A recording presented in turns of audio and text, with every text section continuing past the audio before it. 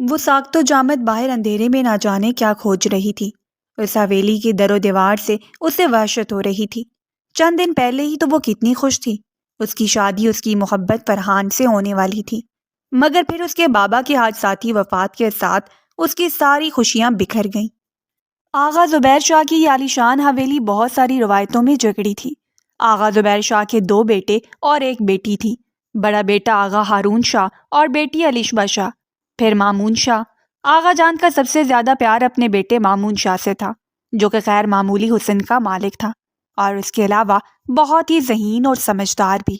یہ نہیں تھا کہ اپنے دوسرے بچوں سے پیار نہیں کرتے تھے، مگر اس کے ساتھ انسیت کچھ الگ تھی۔ مگر اس سے ایک غلطی ہو گئی کہ وہ اس حویلی کے منشی کی بیٹی زیبا سے محبت کر بیٹھے، اور آغا زبیر شاہ نے اس کے بعد انہیں حویلی سے نکال دیا۔ وہ زیبا کے ساتھ کئی بار ان کے دروازے پہ آئے، مگر انہوں نے معاف نہ کیا، اور ایک بار تو مامون شاہ اپنی بیوی کے علاج کے لیے پیسے مانگنے آئے، مگر آغا جان نے دینے سے منع کر دیا، جس کی وجہ سے ان کا بچہ ضائع ہو گیا، اور اس کے بعد سے زیبا کو ان سے نفرت ہو گئی، اور وہ نفرت انہوں نے اس کے دل میں بٹھا دی۔ وہ ایک طرح سے سچی بھی تھی، کیونکہ انہوں نے اپنا بچہ کھویا تھا۔ وقت گزرتا چلا گیا اور پھر اللہ پاک نے انہیں بیٹی عطا فرمائی۔ بیٹی کے بعد سے انہوں نے کبھی بھی ان سے رابطہ نہ کیا۔ وقت گزرتا چلا گیا اور پھر یونیورسٹی میں فرینڈ فرحان کو پسند کرتی تھی۔ مامون شاہ بھی اپنے نوکری سے ریٹائر ہو چکے تھے، اور ان کا ایک چھوٹا سا اپنا ایک گھر تھا۔ دل میں ہمیشہ سے خواہش تھی کہ ان کی بیٹی ایک بہت اچھے گھر میں بیاہ کر جائے، اور پھر فرحان سے مل کر ان کی خواہش پوری ہو گئی۔ فرحاد پاشا، اسی کا بیٹا فرحان پاشا، کروڑوں کا اکلوتا وارث تھا۔ یونیورسٹی میں ہی دوستی ہوئی تھی۔ MBA کے بعد فرحان نے رشتہ بھیج دیا۔ مامون شاہ بہت مطمئن تھے، مگر ایک دن وہ بہت زیادہ پریشان سے گھر میں آئے۔ پھر 2 دن کے بعد ان سے شامیر شاہ ملنے آیا، جو کہ ہارون شاہ کا بڑا بیٹا تھا، اور زیبا کو جب اس بات کا پتہ چلا تو زیبا اس بات پر بہت زیادہ ناراض ہوئی۔ پھر وہ ہر روز ان کے گھر میں آنے لگا، اور اس کے بعد سے ہی مامون پاشا بہت زیادہ پریشان رہنے لگے تھے، اور زیبا نے کہا کہ یہ سب پریشانی کی وجہ شامیر شاہ ہے، اور وہ خود بھی اس بات کا یقین رکھتی تھی کہ اس سب کے پیچھے وہی ہے، کیونکہ جب سے وہ شخص ان کے گھر آنا شروع ہوا ہے تب سے مامون شاہ کا دن رات کا چین کھو گیا تھا۔ پھر ایک دن شامیر ان کے پاس آیا، اور وہ آ کر بھی بیٹھا ہی تھا کہ کچھ دیر کے بعد ہی مامون شاہ کی طبیعت خراب ہونا شروع ہو گئی، اور وہ خود ہی انہیں ہاسپٹل لے کر گیا۔ مگر چند دنوں میں ہی مامون شاہ چل بسے تھے۔ زیبا اور اس نے اپنی پوری کوشش کی کہ ان کا جنازہ یہیں پر پڑھایا جائے، مگر شامیر نے بھی اپنی ضد منوا کر دم لیا۔ وہ لوگ 2 دن پہلے مامون شاہ کی میت کو لے کر ابراہیم گوٹ آئے تھے، اور پورا گاؤں ہی جیسے صدمے میں تھا۔ شاہ حویلی پر تو گویا قیامت ٹوٹی تھی۔ آغا شاہ جھکے ہوئے کندھوں سے بیٹھے رو رہے تھے، اور اسے اس شخص سے شدید نفرت محسوس ہو رہی تھی۔ انہوں نے اس کے سر پر دست شفقت رکھنا چاہا تو اس نے غصے سے ان کا ہاتھ چٹک دیا۔ پھر شامیر شاہ نے فرحان کو اس کی فیملی سمیت اس گھر سے جانے کو کہا، اور یہ اعلان کر دیا کہ ان کا اس گھر سے کوئی رشتہ نہیں ہے، اور نہ ہی انوشے سے، کیونکہ انوشے صرف اور صرف شامیر شاہ کی دلہن بنے گی۔ یہ سن کر تو وہ جیسے صدمے میں آ گئی، اور تب سے اب تک وہ گمسم سی یکٹک اندھیرے کو ہی گھور رہی تھی، اور اس کے اندر ایک طوفان برپا تھا۔ انو میری جان، کچھ کھا لینا، زیبا نے کہا تو وہ گہرا سانس بھرتی ان کی گود میں سر رکھ کر لیٹ گئی۔ ماما، بابا کیوں چھوڑ کر چلے گئے ہمیں، اور ہم لوگ یہاں پر پھنس گئے ہیں، اب یہاں سے نکل نہیں سکتے؟ وہ روحانسی ہو کر بولی تو زیبا اس کی بات پر بے بسی سے اسے دیکھنے لگی۔ میری جان، میرے پاس کوئی چارہ نہیں ہے، شاید فرحان کچھ نہ کچھ کرے، کیونکہ وہ تم سے محبت کرتا ہے تو ایسے تو نہیں بیٹھے گا، وہی ان کے ساتھ مقابلہ کر سکتا ہے، ہم تو کمزور ہیں۔ زیبا نے کہا، اللہ کرے ایسا ہی ہو، مجھے بہت بھوک لگی ہے۔ وہ منہ بسور کر بولی، اچھا تم ایسا کرو، منہ ہاتھ دھو لو، میں کھانا لے کر آتی ہوں، زیبا نے کہا، اور پھر اٹھ کر وہ باہر نکل گئی۔ وہ منہ ہاتھ دھو کر واپس آئی تو زیبا صوفے پہ بیٹھی آنسو بہا رہی تھی۔ کیا ہوا ماما، کیوں رو رہی ہیں آپ؟ سب ٹھیک ہے نا؟ کسی نے کچھ کہا ہے آپ سے؟ اس نے ایک ہی سانس میں کئی سوال کر ڈالے تو زیبا کے رونے میں مزید شدت آ گئی۔ ماما، اب میرا دل دہل رہا ہے، پلیز مجھے بتائیے کیا ہوا ہے؟ وہ بے بسی سے بڑے لہجے میں بولی۔ میں تمہارے لیے کھانا لینے کچن میں گئی تھی، مگر علیشبہ آپا آ گئیں، اور انہوں نے کہا یہ کوئی کھانے کا وقت نہیں ہے، اور ہمارے ہاں صرف کھانا تب بھی ملتا ہے جب سب لوگ کھاتے ہیں، اس کے بعد جو نہیں کھاتا وہ بھوکا ہی سوتا ہے۔ زیبا نے کہا تو اس کا چہرہ غصے سے سرخ ہو گیا۔ میں بھی دیکھتی ہوں کیسے یہ منع کرتے ہیں۔ وہ غصے سے بولتی ہوئی ایک جھٹکے سے کھڑی ہوئی تو زیبا نے پریشان ہو کر اسے دیکھا۔ پھر وہ غصے سے دندناتی ہوئی باہر آئی تو الشبہ ملازمہ سے فریج کو تالا لگانے کا کہہ رہی تھی۔ اس نے جھپٹ کر جا کر ملازمہ کے ہاتھ سے وہ چابی چھینی تو الشبہ اسے حیرانگی سے دیکھنے لگی۔ آپ کی ہمت بھی کیسی ہوئی میری ماما کے ساتھ اس طرح کی حرکت کرنے کی؟ اور آپ یہاں کی مالکن نہیں ہیں، پھوپھی جان جو یہاں پر اپنا حکم چلاتی پھر رہی ہیں۔ اجڑ کر بیٹھی ہوئی ہیں تو اپنے سسرال میں ہی بیٹھنا تھا نا، جیسے میری ماں کو یہاں بٹھایا ہے آپ لوگوں نے، وہ کڑوے لہجے میں بولی۔ کیا بدتمیزی ہے یہ، اتنی بھی تمیز نہیں ہے کہ بڑوں سے کیسے بات کرتے ہیں؟ تائی فیروزہ نے ناگواری بھرے لہجے میں کہا۔ دیکھا آپ نے بھابی کس طرح بات کری ہے یہ، اور پتہ نہیں شامیر کے دماغ پر کون سا بھوت سوار ہے اس سے شادی کرنے کا۔ کتنے ارمان تھے میرے کہ میری سجل کی شادی ہوگی میرے شاہو سے۔ الشبہ نے کہا، آپ اب بھی اپنی سجل کی شادی اس شخص سے کروائیے گا، کیونکہ میں تو اس آدمی سے شادی نہیں کروں گی۔ وہ شخص آپ کو ہی مبارک ہو اور وہ آپ کی سجل کو ہی ڈیزرو کرتا ہے۔ جیسا وہ خود جاہل ہے ویسے ہی آپ کی بیٹی بھی جاہل، دونوں کی جوڑی اچھی رہے گی، وہ تڑک کر بولی۔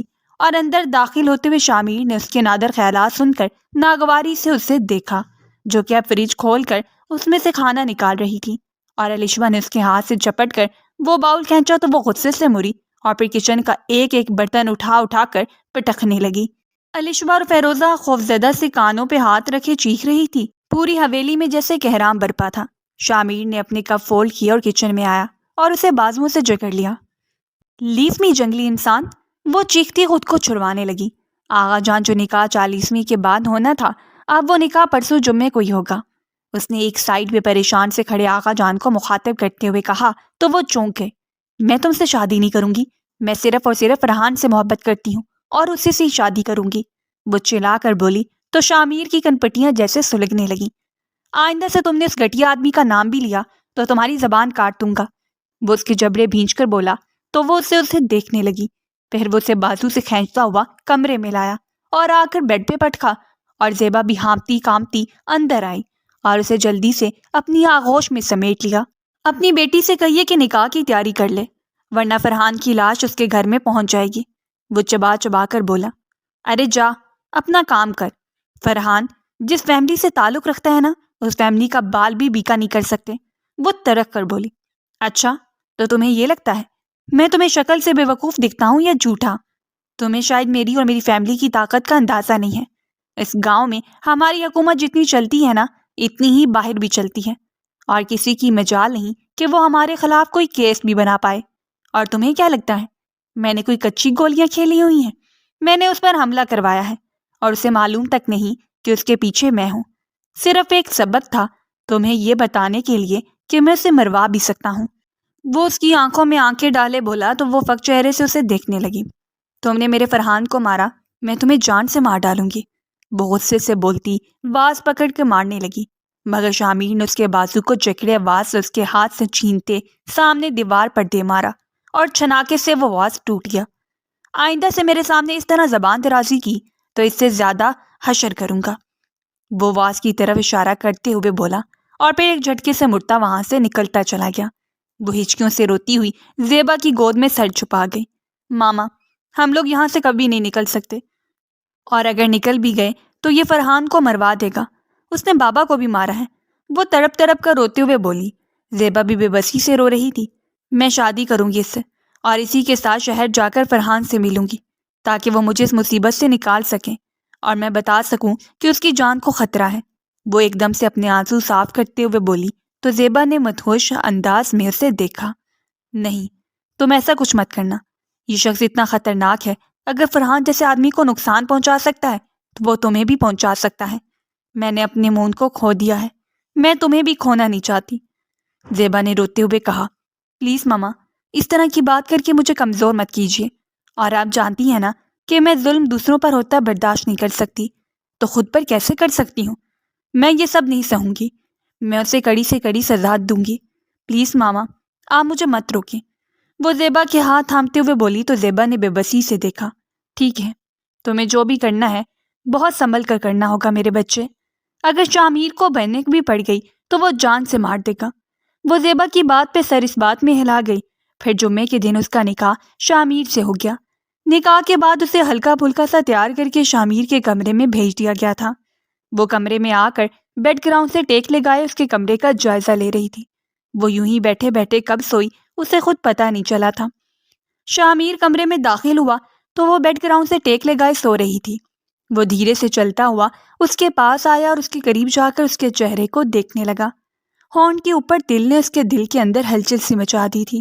وہ بے اختیار جھکا اور آہستہ سے اس کے لبوں سے چھوا تو اسی وقت اس نے ہڑبڑا کر آنکھیں کھولتے ہوئے زور سے پیچھے کو دھکا دیا۔ ہمت کیسے ہوئی آپ کی مجھے چھونے کی؟ وہ غصے سے بولی۔ تمہیں شاید یاد نہیں ہے کہ اب سے کچھ دیر پہلے میں تمہیں چھونے کا پورا حق لے کر آیا ہوں اور تم مجھے اس حق سے روک نہیں سکتی۔ وہ کہتے ہوئے اس کے لبوں پر جھکا اور پورے حق سے اس کے لبوں کو اپنی دسترس میں لیتا اور ان پر غضب ڈھانے لگا۔ پھر اس نے اس کے دونوں ہاتھوں کو جکڑ کر بیڈ گراؤنڈ سے لگایا تو وہ نفرت بھری نگاہوں سے اسے دیکھنے لگی۔ انتہائی گھٹیا انسان ہو، میرے نزدیک ایسا مرد کہلانے کے بھی لائق نہیں ہوتا جو کہ عورت کے ساتھ زبردستی کرتا ہے۔ وہ غصے سے بولی۔ تمہاری زبان اور تمہارے ہاتھ بہت بے لگام ہیں، اگر میں نے قابو کیا تو بہت تڑپو گی۔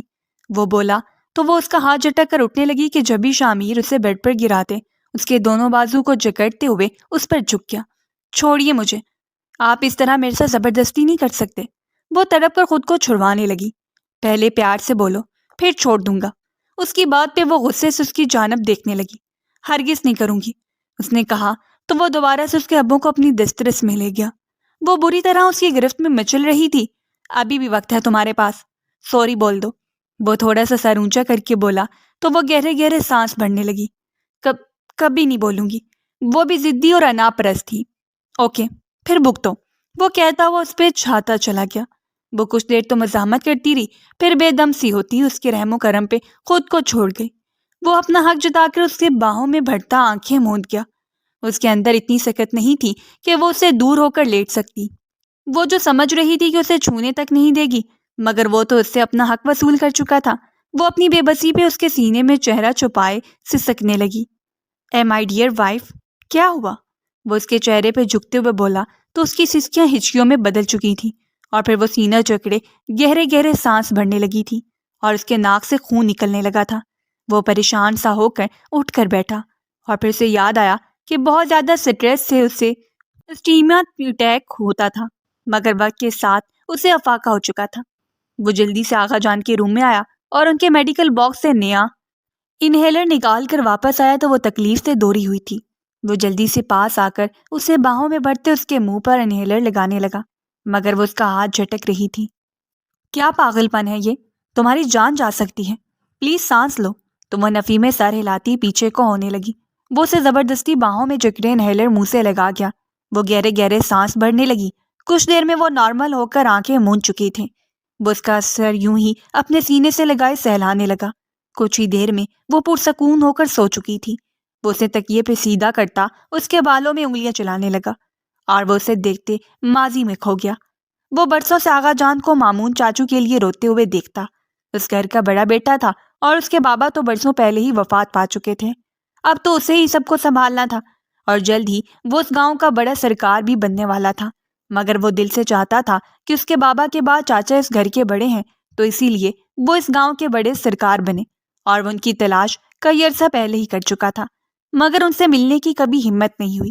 پھر ایک دن وہ ان سے ملنے کے لیے ان کے گھر کے سامنے پہنچا، مگر فرحان کی گاڑی سے نکلتی انوشے کو دیکھ کے مبہوت سا رہ گیا، اور پھر وہ اس کی ایک جھلک دیکھنے کے لیے اس کے کالج کے سامنے کھڑا رہتا تھا، اور جیسے ہی وہ دکھتی تھی وہ اسے دیکھنے کے بعد واپس پلٹ آتا، مگر مامون چاچو سے ملنے کی کبھی ہمت نہیں ہوئی۔ پھر ایک دن اسے معلوم ہوا کہ فرحان اور انوشے کی منگنی ہو گئی ہے۔ وہ تڑپ ہی اٹھا تھا، اس کا دل جیسے اجڑ گیا تھا۔ پھر وہ دوبارہ کبھی اسے دیکھنے نہیں آیا، مگر فرحان کے بارے میں اس کے ایک انڈر کور ایجنٹ دوست نے بتایا کہ اس کا باپ خوبصورت لڑکیاں بیچتا ہے اور پولیس اس کے خلاف ثبوت ڈھونڈ رہی ہے، مگر وہ سارے ثبوت مٹا دیتا ہے۔ یہ سن کر وہ شاکڈ ہی رہ گیا تھا، اور وہ جو پچھلے 3 سالوں سے مامون شاہ سے ملنے کی ہمت نہیں کر رہا تھا، ان سے ملنے کے لیے ان کی اکیڈمی میں پہنچ گیا۔ وہ اسے دیکھ کر گمسم سے رہ گئے، کیسے نہ پہچانتے، وہ ہو بہو ان کے بھائی کی کاپی تھا۔ وہ اسے جلدی سے سینے سے لگائے پھوٹ پھوٹ کر رو دیے۔ آپ کا دل نہیں چاہتا کہ آپ واپس حویلی جائیں؟ سب لوگ آپ کو بہت یاد کرتے ہیں۔ آپ کہیں نہیں ملے اور بابا اسی غم کو لے کر دنیا سے چلے گئے۔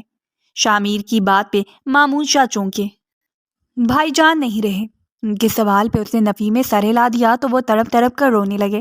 میں کئی سالوں سے آپ سے ملنے کی کوشش کرنا چاہتا تھا مگر ہمت ہی نہیں ہوتی تھی، لیکن اب لازم تھا۔ آپ نے جس سے انوشے کی شادی طے کی ہے وہ شخص بالکل بھی اس کے لیے مناسب نہیں ہے، وہ آہستہ سے بولا تو مامون شاہ چونکے۔ پھر اس نے ساری بات بتائی تو وہ متوحش انداز میں سے دیکھنے لگے۔ یہ بات سچی ہے، کوئی افواہ نہیں، وہ لب بھینچ کر بولے۔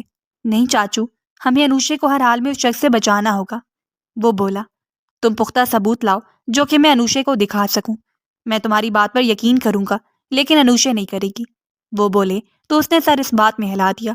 میری بیٹی کسی مصیبت میں تو نہیں پھنس جائے گی نا؟ میری بیٹی کو کچھ نہیں ہونا چاہیے، میری جان بستی ہے اس میں، وہ بہت پریشان ہو جاتی ہے، اور پریشان ہوتی ہے نا تو اس کا سٹریس لیول جب بڑھتا ہے تو اسے اسٹیما اٹیک بھی آنے لگتے ہیں۔ وہ بے ربط انداز میں بولتے جا رہے تھے۔ چاچو پلیز پریشان نہیں ہو، یہ میں ہوں نا، اور میرا وعدہ ہے آپ سے، میں انوشے کو اس شخص سے محفوظ کر کے دم لوں گا، وہ ان کے ہاتھ تھامتے ہوئے بولا تو وہ کچھ پرسکون ہو گئے۔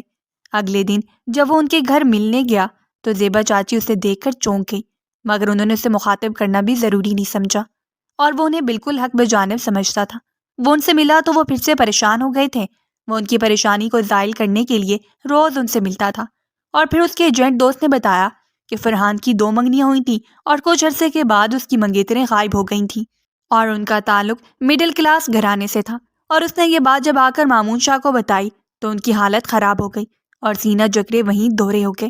چاچو پلیز ٹینشن مت لیجیے، وہ ان کے پاس بیٹھتے ہوئے بولا۔ مجھ سے وعدہ کرو شامیر، تم میری بیٹی کو کچھ نہیں ہونے دو گے، تم مجھ سے شادی کرو گے نا؟ وعدہ کرو مجھ سے، وہ اس کا ہاتھ جکڑے بمشکل بول رہے تھے۔ چاچو پلیز، اس وقت ان باتوں کا وقت نہیں ہے، ہمیں ہاسپٹل جانا ہوگا، انہیں تھامتے ہوئے بولا، مگر وہ دوہرے ہوتے زمین پر گرتے چلے گئے۔ وہ جلدی سے انہیں اٹھا کر ہاسپٹل پہنچا۔ ڈاکٹرز نے فوراً ہی ایمرجنسی وارڈ میں داخل کر لیا تھا، مگر ہارٹ اٹیک بہت شدید تھا اور مامون شاہ کچھ ہی دیر میں انتقال کر گئے۔ وہ تو جیسے گمسم سا ہو گیا، اور پھر انوشے اس کا گریبان پکڑے چلائی۔ تم ہو قاتل میرے بابا کے، وہ چلاتے ہوئے بولتی جا رہی تھی، اور ارد گرد کے لوگ تماشا دیکھ رہے تھے۔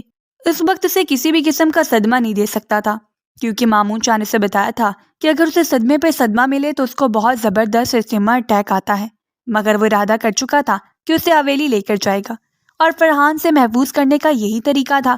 پھر اسے اس کے نڈر و باغی انداز سے محسوس ہوا کہ کہیں وہ غلط قدم نہ اٹھا لے، اس لیے اس نے فوری نکاح کرنے کا سوچا اور کچھ وقت دے کر اپنی محبت اس پر جتانا چاہتا تھا، مگر اس نے اسے اس قدر اکسایا تھا کہ وہ اپنا ضبط کھوتا چلا گیا۔ وہ اسے دیکھ رہا تھا جو کہ ہوش و حواس سے بیگانہ لیٹی ہوئی تھی، اس کے بالوں میں انگلیاں پھیرتے ہوئے اس کے سبھی چہرے کو ہی دیکھ رہا تھا۔ پھر وہ اس کے ساتھ لیٹتا اس پہ اپنا بازو رکھ گیا۔ انوشے کی آنکھ کھلی تو اپنے قریب لیٹے شامیر کو دیکھ کر اس کے اندر پھر سے غصہ بڑھنے لگا۔ اس کا دل چاہ رہا تھا کہ وہ شخص کو جان سے مار ڈالے جس نے اس کی اجازت کے بنا ہی اس پہ اپنا حق جتا دیا تھا۔ وہ اس کے پہلو سے اٹھ کر فریش ہونے چلی گئی۔ پھر وہ باہر نکلی تو شامیر جاگ چکا تھا۔ کیسی طبیعت ہے تمہاری؟ شامیر نے اسے دیکھتے ہوئے پوچھا تو وہ بنا جواب دیے اپنے بال ڈرائی کرنے لگی۔ شامیر گہرا سانس بھرتا واش روم کی جانب بڑھ گیا۔ کچھ دیر کے بعد وہ بال رگڑتا شرٹ لیس باہر آیا تو وہ دیکھ کر ٹھٹک گئی۔ وہ بہت ہینڈسم تھا کہ انوشے تو یکٹک اسے دیکھے گئی۔ شامیر اس کی حالت پہ محسوس ہوتا مرر سے اسے دیکھنے لگا، جو کہ ابھی بھی اسے دیکھ رہی تھی۔ کیا بات ہے بیگم صاحبہ؟ اپنے شوہر کو نظر لگانے کا ارادہ ہے کیا؟ اس نے شرارتی انداز میں پوچھا تو وہ سر پٹا کر اپنی نگاہیں پھیر گئی۔ کیا ہوا؟ تم نے میری بات کا جواب نہیں دیا، اس کے پاس آتے ہوئے بولا تو وہ غصے سے اس کی طرف دیکھنے لگی۔ تمہاری آنکھیں بہت حسین ہیں، جب تم ایسے دیکھتی ہو نا تو مر مٹنے کو دل کرتا ہے، وہ اس کے قریب ہوتے ہوئے بولا تو وہ جلدی سے پیچھے کو ہوتی ٹیبل سے ٹکرانے ہی والی تھی کہ شامیر نے نرمی سے اسے اپنی باہوں میں بھر لیا۔ وہ اس کے شانوں سے جکڑے تھوڑا سا اوپر ہوئی تو شامیر نے کمر میں ہاتھ ڈالتے ایک جھٹکے سے اپنی طرف کھینچا تو اس کے سینے سے آ لگی۔ شامیر کی گرم سانسیں گردن پہ محسوس کرتے وہ تڑپ کر اس کے حصار سے نکلنے لگی، مگر شامیر کی گرفت مضبوط تھی۔ چھوڑو مجھے جنگلی انسان! شامیر گہرا سانس بھر کے اسے چھوڑتا پیچھے ہوا۔ وہ تیزی سے باہر کی جانب بڑھ گئی۔ شامیر آج کل زمینوں پر کافی زیادہ مصروف تھا۔ رات کو جب وہ لوٹتا تو وہ اس کے آنے سے پہلے ہی سو جاتی تھی، صبح جب اٹھتا تو وہ اس سے پہلے ہی اٹھ کر کمرے سے چلی جاتی تھی۔ وہ اس روٹین سے سخت اکتا گیا تھا، اور آغا جان بھی ان کے درمیان یہ دیوار محسوس کر رہے تھے۔ ان کی شادی کو 20 دن ہو گئے تھے، مگر ایک سرد مہری ابھی تک نظر آ رہی تھی۔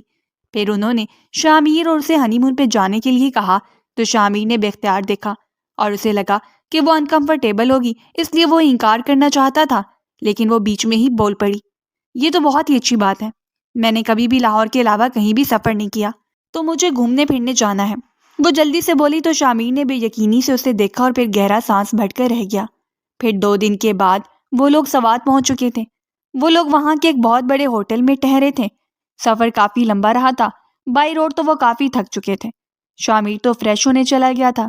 وہ جلدی سے موبائل نکال کر فرحان کو یہاں پہنچنے کا بتاتی اب زیبا کو کال آ رہی تھی۔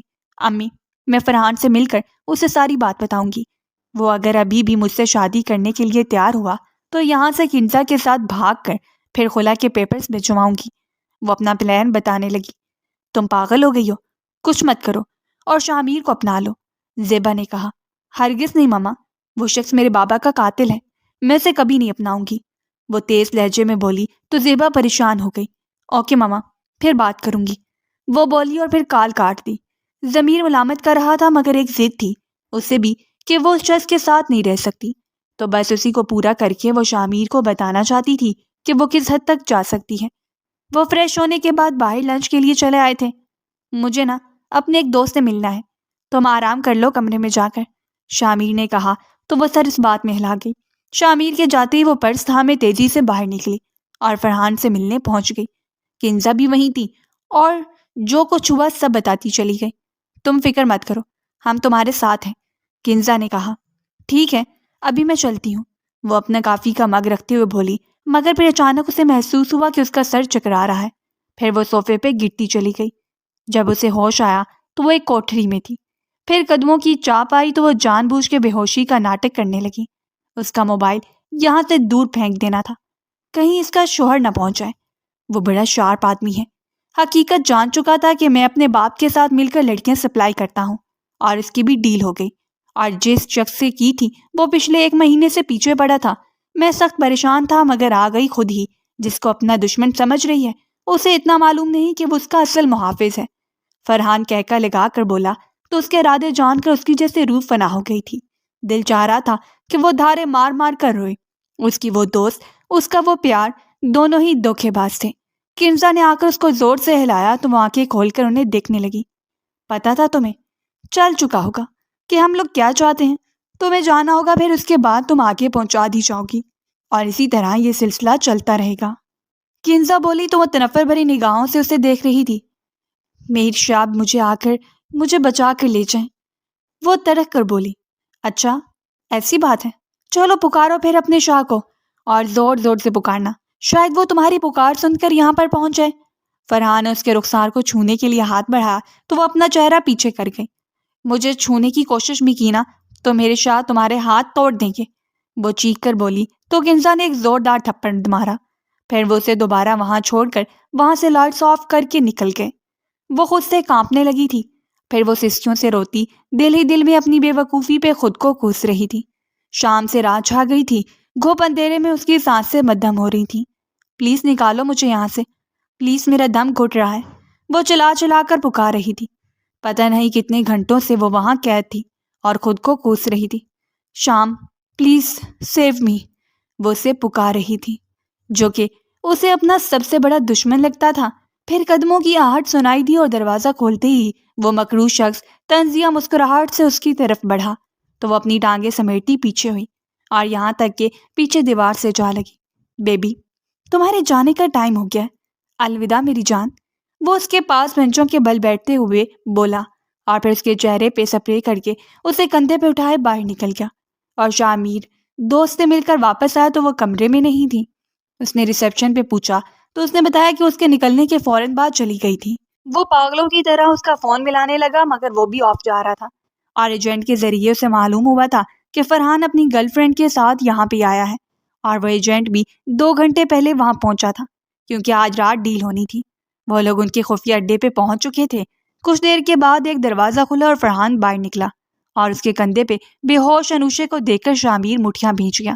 پھر پولیس کے آدمی انہیں چاروں طرف سے گھیر چکے تھے اور ایجنٹ کے ساتھ وہ اس کی طرف بڑھا اور فرحان جیسی انوشے کو گاڑی میں ڈال کر مڑا تو پیچھے کھڑے شامیر اور ایجنٹ کو دیکھ کر گھبرا گیا۔ شامیر نے اسے گریبان سے پکڑتے زمین پہ گرایا اور اسے پیٹنے لگا۔ شاہ، تم اپنی بیوی کو لے کر جاؤ، میڈیا آ جائے گا، ایجنٹ نے کہا تو وہ انوشے کو گود میں اٹھائے گاڑی کی جانب بڑھا اور وہ وہاں سے اسے اپنے ساتھ سوات والے گھر میں لے آیا اور پھر اس کا ناک منہ دبایا تو وہ گہرا سانس بھرتی کھانستی ہوئی دوری ہو گئی۔ وہ اس کی پیٹ کو مسلنے لگا اور وہ سیدھی اور پھر شامیر کو دیکھا تو اس کے گلے لگ کے روتی۔ وہ سر تاثرات لیے بیٹھا تھا، پھر وہ دور ہوئی تو وہ ایک جھٹکے سے اٹھ کے باہر نکل گیا اور انوشے تو اس کے یوں چپ چاپ چلے جانے پہ پریشان ہو گئی تھی۔ اگلے دن صبح منہ ہاتھ دھو کر باہر آئی تو وہ ناشتے کی ٹیبل پہ بیٹھا ناشتہ کر رہا تھا۔ وہ ناشتہ کرتے اس کے چہرے کو دیکھ رہی تھی جس پہ پتھریلے تاثرات تھے۔ ناشتہ ختم ہوتے ہی وہ لوگ نکل گئے تھے اور شام تک وہ لوگ گھر پہنچ چکے تھے۔ گھر آتے ہی وہ کہیں باہر نکل گیا اور وہ اس کے انتظار میں سامنے لگے وال کلاک کی طرف بھی دیکھ رہی تھی۔ آدھی رات گزر چکی تھی اور وہ اسے لے کر بہت پریشان تھی۔ وہ افسردہ سی باہر نکلی تو زجل اسے کھانا دے رہی تھی۔ وہ سلام کرتی اس کے پاس چیئر پہ بیٹھ گئی۔ میں کھانا دے دوں گی شامیر کو، اور ویسے بھی شامیر کو کھانا ہمیشہ میں ہی دیتی تھی، سجل نے کہا۔ آج کے بعد سے مت دینا، ان کی بیوی ہے اور میں دے دیا کروں گی اور ساتھ ہی کھا لیا کروں گی، وہ کہتے ہوئے اس کی پلیٹ میں سے کھانے لگی تو وہ اپنا ہاتھ روک گیا۔ سجل، میرے لیے چائے بنا کر کمرے میں بھیج دینا، وہ ہاتھ کھینچ کر بولا تو اس کی بے رخی پہ کٹ سی گئی۔ وہ اٹھ کر اپنے کمرے میں گیا تو سجل جلدی سے چائے بنانے لگی۔ میں اپنے شوہر کے کام خود اپنے ہاتھ سے کروں گی، تمہاری ماں اور تم جس ارادے سے شاہ کے آس پاس گھومتے ہو نا، اس سے باز آ جاؤ، شام صرف میرے ہیں، وہ ترک کر بولی تو سجل نے استہزائیہ مسکراہٹ سے اسے دیکھا۔ ایسا کیا ہوا تم دونوں کے بیچ کہ ایک ہفتے کے لیے گئے مگر 2 دن میں ہی لوٹ آئے، اور شامیر کا موڈ بھی بہت خراب ہے اور تم سے بات بھی نہیں کر رہا، پہلے تم بات نہیں کرتی تھی؟ سجل طنزیہ لہجے میں پوچھا تو وہ غصے سے اس کی طرف مڑی۔ ہمارے بیچ کیا ہے کیا نہیں، اس بات کا تمہیں فکر کرنے کی بالکل ضرورت نہیں ہے۔ یہ چائے روٹی اس طرح کے کام کر کے تم اسے اپنی طرف مائل کر لو گی، یہ چیز ذہن سے نکال دو، میری قربت میں وہ سب بھول جائے گا، وہ چبا چبا کر بولی تو سجل کا رنگ پھیکا پڑ گیا۔ اس نے شامیر کے لیے چائے بنائی اور لے کر کمرے میں آئی تو وہ صوفے پہ نیم دراز سگریٹ سے دل رہا تھا۔ وہ پاس آئی اور پورے حق سے اس کے لبوں کے بیچ دبا سگریٹ نکال کر ایشٹرے میں مسلا۔ کیا بدتمیزی ہے، وہ غصے سے بولا تو وہ مسکراتے ہوئے اس کی طرف چائے کا مگ بڑھا گئی۔ شامیر نے غصے سے اس کا ہاتھ جھٹکا تو مگ اس کے ہاتھ سے چھوٹ گیا اور گرم چائے شامیر کے سینے کو جھلسا گئی۔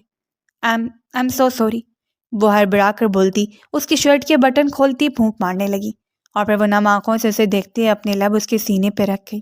اس کی حرکت پہ وہ مدہوش ہو رہا تھا۔ وہ آنکھیں موندے اس سرور کا مزہ لینے لگا اور پھر ایک جھٹکے سے پیچھے ہٹاتا رخ پھیر گیا۔ وہ جلدی سے اسے پیچھے سے ہک کر گئی۔ مجھ سے آپ کی یہ بے رخی سہی نہیں جا رہی، میں بہت پیار کرتی ہوں، وہ مدہوش لہجے میں بولی۔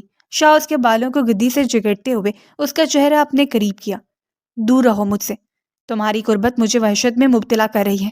میں یہ سوچ سوچ کر شرمندہ ہوتا ہوں کہ میں نے تم جیسی لڑکی سے محبت کی مگر تم نے مجھے دھوکہ دیا، وہ غصے سے بولا۔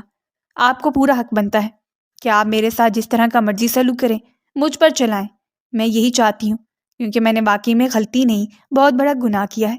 میں صرف اس سے ملنے نہیں گئی تھی، میں نے تو اس کے ساتھ مل کر بھاگنے کا بھی پلان بنایا تھا، وہ نم آنکھوں سے بولتی جا رہی تھی اور وہ بے یقینی سے سن رہا تھا۔ وہ بال چھوڑتا نفی میں سر ہلاتا ہوا نڈھال سا ہو کے صوفے پہ بیٹھ گیا۔ پلیز، آپ کو مجھے ڈانٹنا ہے ڈانٹیے مگر خود کو اذیت مت دیں، وہ اس کے قدموں میں بیٹھتے ہوئے بولی تو شامیر نے اسے زخمی نگاہوں سے دیکھا۔ میں نے زندگی میں کسی سے محبت نہیں کی تھی تمہارے علاوہ، مگر تم نے مجھے دھوکہ دیا، میرے نکاح میں رہتے ہوئے تم نے یہ سب کیا، میں تمہیں کبھی معاف نہیں کروں گا، وہ گھر بڑے لہجے میں بولتا اٹھ کر لڑکھڑاتے قدموں سے باہر نکل گیا۔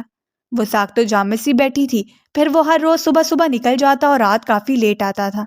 اس کی روٹین پھر وہ بے چین ہو گئی تھی۔ آج وہ جلدی آیا تو بہت زیادہ خوش تھی۔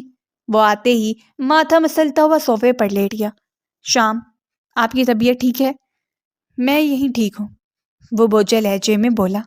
پلیز شام، بس کر دینا، آپ کو مجھے سزا دینی ہے تو دیجیے نا، مجھے اپنی بے رخی سے مت ماریے اور خود کو مت اذیت دیجیے، وہ بولی تو اس نے گردن گھما کر اسے دیکھا۔ ایسی بات ہے نا، تو چلو ایک کام کرو، ثابت کرو کہ تمہیں بے ہوشی کے عالم میں اس شخص نے چھوا نہیں ہے۔ میری تکلیف دور کرنا چاہتی ہو نا تو کرو، ثابت کرو کہ اس مرد نے چھوا نہیں ہے۔ میں یہ سوچ سوچ کر مر جاتا ہوں کہ میری بیوی کو کسی غیر مرد نے چھوا ہے، وہ غصے سے بولا تو وہ ہچکیوں سے رونے لگی۔ سوری، آپ ٹھیک کہہ رہے ہیں، اب آپ سزا دے دیجیے، وہ نرم لہجے میں بولی۔ فکر مت کرو، سزا ضرور دوں گا، میں شادی کروں گا، اور تمہیں آزادی چاہیے تھی نا مجھ سے، اور اس رشتے کو تم مجبوری کی وجہ سے نبھا رہی تھی، تم اس شخص کی محبت میں بھاگ رہی تھی نا، اب سب ختم ہوگا، وہ تلخ لہجے میں بولا۔ ایسی بات نہیں تھی، اس کے لیے بھاگ نہیں رہی تھی، مجھے ایسا لگتا تھا کہ میرے بابا کی وفات میں آپ کا ہاتھ ہے، اس لیے میں نے نفرت میں قدم اٹھایا، وہ روتے ہوئے بولی۔ میں تمہارا کبھی بھی یقین نہیں کر سکتا، میں ہر دن خود کو پوچھتا ہوں کہ میں نے سجل کو چھوڑ کر تمہیں چنا، کاش تم سے شادی کرنے کا کبھی فیصلہ نہ کیا ہوتا، کاش میں نے کبھی تم سے محبت ہی نہ کی ہوتی۔ وہ اس کی بات پر بے یقینی سے دیکھنے لگی۔ آپ اس طرح مجھے سجل کے ساتھ کمپیئر نہیں کر سکتے، صحیح کہا تم نے، تمہارا اور اس کا کیا مقابلہ، تم تو اس کے ایک ناخن کے برابر بھی نہیں ہو، وہ اتنی سلیقہ شعار اور پاک دامن ہے، اور تم بے حیا اور بے شرم ہو، وہ تلخ لہجے میں بولا تو اس نے تڑپ کر اسے دیکھا۔ تو آپ کے نزدیک میں پاک دامن نہیں ہوں؟ وہ نم لہجے میں پوچھنے لگی۔ تم مجھ سے اس کا جواب کیوں جاننا چاہتی ہو؟ تم خود سے کیوں نہیں پوچھتی کہ جو تم نے کیا اس کے بعد بھی میں تمہیں پاک دامن کہوں؟ ہمارے ہاں کسی لڑکی نے یہ سب کیا ہوتا نا تو اسے جان سے مار دیا جاتا، وہ تلخ لہجے میں بولا۔ اگر ایسی بات ہے تو ٹھیک ہے، جو کچھ اس خاندان کی لڑکیوں کے ساتھ ہوتا ہے یہ سب کرنے پر وہی سلوک میرے ساتھ ہونا چاہیے۔ جائیے، جا کر سب کو بتائیے کہ میں نے آپ کے نکاح میں ہوتے ہوئے کسی اور مرد کے ساتھ بھاگنے کی کوشش کی تھی، وہ تڑپ کر بولی تو باہر کھڑی سجل کی آنکھیں چمک اٹھی تھی۔ وہ کچھ دیر اسے روتے دیکھتا رہا اور پھر سر جھٹک کر باہر نکل گیا۔ پھر وہ شہر میں کسی ڈیل کے لیے چلا گیا اور پیچھے سے سجل نے ساری بات علیشا کو بتائی، اور علیشا نے تو پوری حویلی میں بات پھیلا دی، اور بات نکلتی نکلتی حویلی سے باہر نکل گئی تھی، اور اس گاؤں کے اصول کے مطابق اس کے لیے پنچایت لگائی گئی، اور وہ چادر میں لپٹی وہاں کھڑی تھی، اور آغا جان اور زیبا سر جھکائے رو رہے تھے۔ کیا تم پر لگا ہوا الزام سچ ہے؟ اگر جھوٹ ہے تو اس بارے میں ثبوت دو، ایک شخص نے کہا۔ جو کچھ بھی سنا اس کا ایک ایک لفظ سچا ہے، آپ مجھے جان سے مار دیجیے، وہ کھوئے کھوئے لہجے میں بولی تو آغا جان نے کرب سے آنکھیں مینچ لیں۔ شامیر ابھی حویلی پہنچا تھا اور اسے ساری بات پتہ چلی تو وہ بھاگتا ہوا اس جگہ پر پہنچا۔ آغا جان، آج تک اس گاؤں میں جس لڑکی نے بھی کوئی بدفعلی کی تو اسے کاری کیا گیا ہے، آپ کی پوتی نے شادی شدہ ہوتے ہوئے کسی غیر مرد کے ساتھ بھاگنے کی کوشش کی ہے تو اس کو بھی وہی سزا دی جائے گی، بلکہ اس سے بدتر، وہ شخص بولا تو شامیر نے بے یقینی سے اسے دیکھا، جو کہ کسی بے جان مورت کی مانند کھڑی تھی۔ آپ لوگ ہوتے کون ہیں یہ فیصلہ کرنے والے؟ اور کس نے کہا کہ میری بیوی نے کوئی غلط کام کیا ہے؟ میں گواہی دیتا ہوں کہ میری بیوی پاک دامن ہے، وہ چیخ کر بولا تو وہ سر اٹھا کر اسے بے یقینی سے دیکھنے لگی۔ لیکن بیٹے، ہم تک یہ بات پہنچی ہے، وہ گڑبڑا کر بولا۔ دماغ خراب ہے آپ لوگوں کا، مطلب آپ کسی کی بھی بات کا یقین کر لیں گے؟ سجل کی اور میری شادی ہونے والی تھی مگر ہو نہیں پائی، اس لیے سجل نے انتقاماً کیا ہے، اور اسے شاید سننے میں غلطی ہوئی ہے، یہ آپ سب نے بالکل ٹھیک نہیں کیا۔ وہ اس گاؤں کے عنقریب بننے والے بڑے سرکار یعنی میری بیوی ہے، اور میری بیوی کو اس طرح اپنے بیچ چوراہے میں کھڑا کیا ہوا ہے، شرم آنی چاہیے آپ لوگوں کو، شامیر نے غصے سے کہا، اور پھر اس کا ہاتھ پکڑے اسے ہجوم سے باہر لے آیا۔ تمہارا دماغ خراب ہے، کیسے کر سکتی ہو تم یہ سب؟ کیوں بچایا آپ نے مجھے؟ آپ کے نزدیک تو میرا کردار مشکوک ہے، تو پھر کیوں نہیں سزا دی مجھے؟ وہ اس کے پوچھنے پہ روتے ہوئے بولی۔ حد ہوتی ہے، اپنا نہیں تو میری عزت کا ہی خیال رکھ لیتی، ہر وقت ہر پل تم جذباتی فیصلے لیتی ہو، وہ تلخ لہجے میں بولا تو وہ سر جھکائے مزید شدت سے رو دی۔ وہ لب بھینچ کر کچھ دیر تک اسے دیکھتا رہا اور پھر اندر داخل ہوتی سجل کی طرف مڑا۔ آئندہ سے اس طرح کی کوئی حرکت ہوئی نا تو مجھ سے برا کوئی نہیں ہوگا، وہ بولا نہیں دھاڑا تھا، اور سجل نے سہم کر اسے دیکھا۔ میں تو بس یہ چاہ رہی تھی کہ آپ اس لڑکی کے چنگل سے نکل آئیں، کیونکہ یہ بالکل بھی آپ کے قابل نہیں ہے۔ سجل گڑبڑائی۔ تو کون ہے میرے قابل؟ تم، جس نے خاندان کی ایک بات کو پورے گاؤں میں پھیلا دیا، وہ تو اس حویلی کے اصولوں کے متعلق نہیں جانتی، مگر تم تو اچھی طرح جانتی ہو، پھر بھی تم نے یہ سب کیا، وہ تلخ لہجے میں بولا۔ میں نے اپنے کانوں سے سنا تھا وہ سب، اور یہ گھٹیا لڑکی، سجل نے تیز لہجے میں کہا۔ شٹ اپ، یہ میری بیوی ہے اور تم زبان قابو میں رکھو، اور ہاں، اس کا رشتہ جو آیا ہے نا پھپھی جان، اس کے لیے ہاں بول دیجیے، وہ سرد لہجے میں بولا، اور پھر انوشے کا ہاتھ تھامے کمرے کی جانب بڑھ گیا۔ کمرے میں آتے ہی وہ اس کا ہاتھ چھوڑتے غصے سے ادھر ادھر ٹہلنے لگا، اور وہ بیڈ پہ سر جھکائے بیٹھی رو رہی تھی۔ بیوہ ہو گئی ہو کیا جو یوں ماتم کر رہی ہو؟ وہ دھاڑا تو اس نے تڑپ کر اپنا سر اٹھایا۔ تو شامیر کا دل ان حسین کانچ سی آنکھوں میں ڈوب کر ابھرا۔ وہ پھر ایک دم سے منہ پہ ہاتھ رکھے واش روم کی جانب بھاگی تو وہ پریشان سا ہو کر اس کے پیچھے لپکا تو وہ واش بیسن پر جھکی ہوئی کہہ رہی تھی، تم ٹھیک ہو؟ وہ اس کے پیچھے آ کر اس کی کمر کو مسلتے ہوئے بولا تو وہ محض سر اس بات میں ہلا گئی۔ طبیعت زیادہ خراب ہے تو ڈاکٹر کے پاس چلے جانا، وہ سر جھٹک کر بولا اور اپنا موبائل اٹھا کر باہر نکل گیا۔ کچھ دیر کے بعد وہ بوجھل قدموں کے ساتھ زیبا کمرے میں آئی تو وہ نماز پڑھ کر تسبیحات کر رہی تھی۔ وہ ان کی گود میں سر رکھ کر لیٹ گئی۔ ماما، سر میں بہت درد ہو رہا ہے اور دل چاہ رہا ہے کہ دھارے مار مار کر رہوں، وہ نم لہجے میں بولی۔ کیوں میری جان؟ شامیر سے ناراضگی ختم نہیں ہوئی کیا؟ زیبا کے سوال پہ اس کے پلکوں پہ اٹکے ہوئے آنسو رخسار پر بہنے لگے۔ کیا ہو گیا میرے بچے؟ کتنا غلط سمجھتی رہی میں انہیں۔ میں جنہیں اپنے بابا کی موت کی وجہ سمجھ رہی تھی وہ شخص تو میرا محافظ نکلا۔ میں سوچ سوچ کر کام جاتی ہوں کہ اگر شامیر میری زندگی میں نہ آئے ہوتے تو نہ جانے آج میں کہاں ہوتی، فرحان نے مجھے نہ جانے کہاں بیچ دیا ہوتا۔ اپنی بے وقوفیوں کو یاد کر کر کے میں صرف رو سکتی ہوں مگر کچھ بھی نہیں کر سکتی۔ ماما، شامیر نے بابا کی خواہش پر یہ شادی کر لی۔ کاش کہ کہیں سے بابا آ جائیں اور انہیں کہہ دوں کہ ان کی بیوی ویسے ہی محبت کرو جیسے کرتے تھے، شاید میری زندگی میں سکون آ جائے۔ مجھ سے ان کی بے رخی نہیں سہی جاتی۔ ماما، فرحان کے ساتھ تو میں سمجھتی تھی کہ میری صرف ذہنی ہم آہنگی ہے اور مجھے لگتا تھا کہ ہم دونوں ایک دوسرے کے لیے بنے ہیں، اور اگر بچھڑنے کا خیال بھی آتا تھا تو دل تڑپتا نہیں تھا، مگر شامیر سے بچھڑنے کے خیال سے میری روح کانپ جاتی ہے۔ ماما، وہ زیبا کی گود میں لیٹی اپنے دل کی بات کر رہی تھی اور باہر کھڑا شامیر آسودہ انداز میں مسکرا دیا۔ پھر کچھ دیر کے بعد وہ کھانا کھانے باہر آئی مگر کھانے کی خوشبو سے ہی اس سے ابکائیاں آنے لگی تھیں۔ بیٹا، تم ٹھیک ہو؟ آغا جان نے محبت بڑے انداز میں پوچھا۔ کہاں ٹھیک ہے، یہ صبح سے وامٹنگ کر رہی ہے، شامیر نے سر جھٹک کر کہا۔ کیا الٹیاں آ رہی ہیں؟ فیروزہ نے پوچھتے ہوئے چکن کا سالن پاس کیا تو وہ منہ پر ہاتھ رکھے اٹھی مگر سر گھوما اور زمین پر گرتی چلی گئی۔ جب ہوش آیا تو وہ فیروزہ کے کمرے میں لیٹی تھی اور سب لوگ اس کے پاس ہی تھے۔ شامیر اس کے تکیے کے پاس بیٹھا ہوا تھا اور دوسری سائڈ پہ زیبا تھی۔ مبارک ہو، تم ماں بننے والی ہو، ڈاکٹر نے کہا تو اس نے جلدی سے شامیر کو دیکھا جس کے چہرے پر مسکراہٹ تھی۔ پھر کچھ دیر وہ وہاں پر لیٹی رہی اور اس کے بعد فیروزہ نے شامیر سے کہا کہ وہ اسے کمرے میں لے آئے۔ وہ کمرے میں لایا اور اسے احتیاط سے بیڈ پہ لٹاتے ہوئے میڈیسن دینے لگا۔ آپ خوش ہیں شامیر؟ وہ اس کے چہرے کی طرف دیکھتے ہوئے بولی۔ کیوں میری جان، خوش نہیں ہونا چاہیے مجھے؟ آپ نے مجھے معاف کر دیا، وہ اس کے جواب پہ نم لہجے میں پوچھنے لگی۔ ناراضگی تو کب سے ختم ہو گئی تھی، بس تھوڑا سا نخرہ دکھا رہا تھا اور آج سوچا تھا کہ اپنی سہاگ رات پھر سے مناؤں گا مگر دل کے ارمان دل میں ہی رہ گئے اور اب بیبی کے آنے تک انتظار کرنا پڑے گا۔ شامیر سر دھا بھر کر بولا تو وہ بے اختیار مسکرا دی۔ کوئی بات نہیں، میں ایسے بھی ارمان پورے کر سکتی ہوں، وہ کہتے ہوئے اٹھ کر اس کے گلے میں باہیں ڈال گئی۔ ریئلی؟ یو مین کیسز وغیرہ؟ لیکن اس کے بعد سے تمہارا سانس سکڑ گیا تھا، وہ سر کھجا کے بولا تو وہ کھلکھلا کر ہنس پڑی۔ وہ تو میں ذہنی طور پر تیار نہیں تھی نا، اس لیے ایسا ہوا تھا، مگر جب میں سٹریس میں نہیں ہوتی تو پھر کچھ نہیں ہوتا مجھے، وہ اس کے رخسار پر اپنی شہادت کی انگلی پھیرتے ہوئے بولی تو شامیر نے اس کی کمر پہ ہاتھ ڈالتے قریب ہو کر اس کے لبوں کو اپنی دسترس میں لیا۔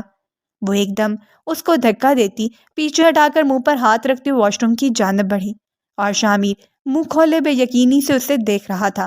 پھر وہ باہر نکلی تو شامیر اس کے پاس آیا تو وہ بدک کر پیچھے ہٹی۔ دور رہیے مجھ سے، آپ نے جو پرفیوم لگایا ہے نا اس کی سمیل چڑھ رہی ہے مجھے اور میری بیبی کو بالکل پسند نہیں ہے، وہ منہ بسوڑ کر بولی تو شامیر سر دھا بھرتا بیڈ پہ گرنے سے انداز میں لیٹ گیا۔ مطلب مجھے پرفیوم لگانا چھوڑنا ہوگا، وہ کھوئے کھوئے لہجے میں بولا تو وہ زور زور سے سر اس بات میں ہلا گئی۔ اوکے، میں فریش ہو کر آتا ہوں، اور ہاں، سونا بالکل نہیں، آج تو میری باہوں میں سوگی، وہ بولتا واش روم کی جانب بڑھ گیا۔ فریش ہو کر وہ باہر نکلا تو فیروزہ اسے دودھ پلانے کی کوشش کر رہی تھی اور وہ رونے والی ہوئی تھی۔ وہ مسکراتا ہوا اسے دیکھنے لگا۔ اچھا شامی بیٹا، اسے دودھ کی یاد سے پلا دینا، بچے کی صحت کے لیے بہت اچھا ہوتا ہے، فیروزہ نے کہا اور باہر نکل گئی۔ وہ دروازہ بند کرتا ہوا اس کے پاس آیا تو وہ سر جھکائے بیٹھی تھی۔ کیا ہوا میری جان؟ وہ اس کے پاس بیٹھتے ہوئے بولا تو وہ اس کے پاس ہوتے اس کے سینے پر سر رکھ گئی۔ شام، ایک بات کہوں؟ کہو میری جان۔ آپ مجھے دودھ پینے کا مت کہنا پلیز۔ وہ منہ لٹکا کر بولی۔ اچھا، امی سے مار پڑواؤ گی کیا مجھے؟ میں نہیں مار کھا سکتا، بڑے سرکار بننے والا ہوں، شامیر نے کہا تو وہ ہچکیوں سے رونے لگی۔ ارے ارے، کیا ہو گیا؟ وہ اس کے رونے پر سر پٹا کر بولا۔ پہلے آپ فائدہ کیجئے نا، کیا آپ مجھے بالکل بھی دودھ پینے کا نہیں کہیں گے؟ اور تائی اماں جو بھی دودھ لائیں گی نا وہ آپ پی لینا، اتنا بھی نہیں کر سکتے آپ میرے لیے؟